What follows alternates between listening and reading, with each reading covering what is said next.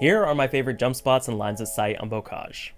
You know what to do, so let's hop right in. Starting on this side of the map, we're gonna head into Grandma's. One of my favorite opening routes, specifically in Search and Destroy, is to head to top Grandma's. From here, you're gonna jump onto this windowsill of this window, which should open the shutters, and then you can jump onto the platform. Just keep in mind that anyone rushing through Zig will arrive here at the same time that you'd be making the jump. So what I do once I make the jump is glance at Zig to make sure no one is rushing through that area, and then I immediately turn to mid-map to check for anyone heading to the hut or the gate. And once you're here, you have a great view of the entire tank field, the A-bomb site, and mid-map. You can of course jump back through this window, which is far easier when it's open of course, but there is a way to get to top Grandma's from the barn side while the shutters are still closed. You're essentially going to hop onto this fence from Zig, then onto the platform. From here, you're going to aim to hit that right corner. Make sure you have a full sprint, and at the last moment, you're going to turn to the left and strafe jump to the right while trying to mount the window from the side. So now that you're on the windowsill, you now have to open the shutters, but before you do so, make sure that you're ready to jump immediately because otherwise the shutters will push you off. And now you're in top Grandma's. Now while we're here, if you hop onto these barrels, you can look through these pre-existing gaps in the planks. This gives you a pretty good line of sight on mid-map, back barn roof, and even on top barn, all without needing to break the planks. Now, if you plan on rushing to top Grandma's at the opening of an S&D round, just keep in mind that a lot of AR players like to wallbang top Grandma's from the back barn. Staying in top Grandma's, if you head to the back and hop up on these barrels, you can use this box as a heady to take out anyone on the tank back there. Speaking of that back tank, a lot of people like to use this to guard the A-bomb site, but rather than using an obvious spot, you can hop on this truck back here where the foliage provides a fair amount of cover.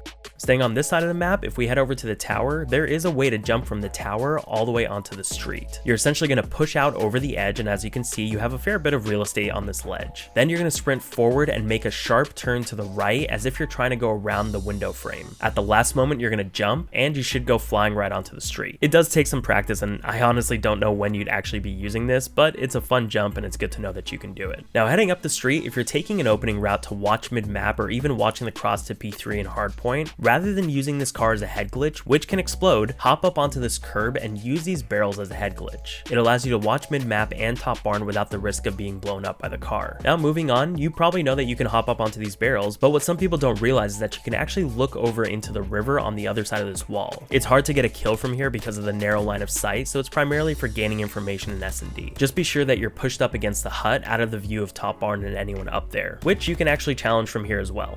Also, in case you didn't already know, you can actually get into top Grandma's from these gates.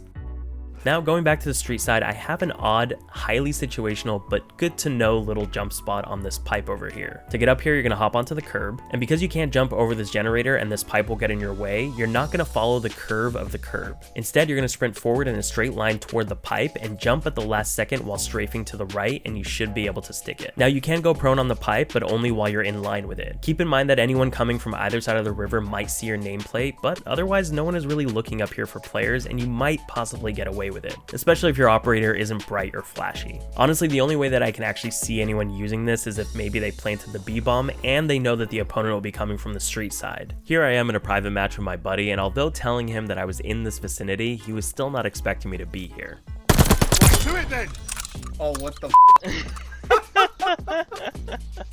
What? How?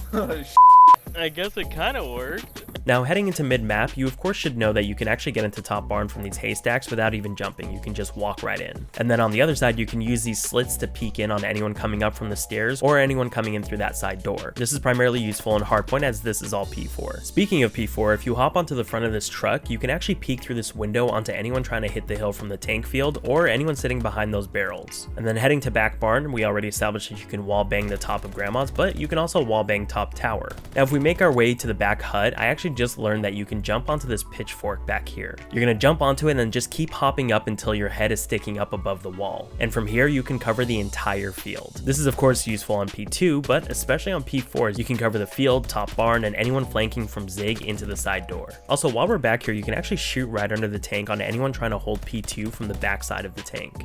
Now next up, we're gonna head to the platform where if you plant the bomb on the A site and head all the way through Grandma's and then out onto the street, you can keep an eye on the bomb from this window. Most people won't expect it because they'll probably think you're top barn or back tank, so just make sure that you're on guard for anyone coming from the street, otherwise you should be able to pick off anyone trying to defuse the bomb from here. Now before we wrap up, this map has some interesting ways to hold specific hills in Hardpoint. The first is P2, where if you head to top barn, you can actually soak time from up here. You have a clear view on anyone who's approaching from the front. Most Most times they'll expect you behind the barrels or the tank, and this is a great way to stay relatively hidden while soaking time. Next is on P4 in the barn, where you can hold this hill from pretty far up the steps, which also allows you to cover anyone coming in from double doors and mid-map. Finally, we have P5, which is one of the hardest hills to soak time on because there's very little cover, but I'm going to give you 3 ways that you can hold it. The first is if the other team is spawning on the back tower side and you have people in this L over here. If you go prone behind the boat, it is very difficult for them to kill you, and you can easily see anyone approaching the hill from the back. Obviously, you're easy pickings for anyone who's top street, but anyone approaching the side will expect you to be in a corner, and you should be able to take them by surprise when you start shooting at them before they even round the corner. The next spot is if the opponent is spawning on the barn side. If you go prone right up against the entrance of the hill, they aren't going to immediately see you when they hit through river because of this slight hill over here. Again, they're expecting you in one of the 2 corners that most people sit in, so if they sprint at the hill, you can take them by surprise. It's a great spot to hold the hill as long as your teammates are looking over the street side for you.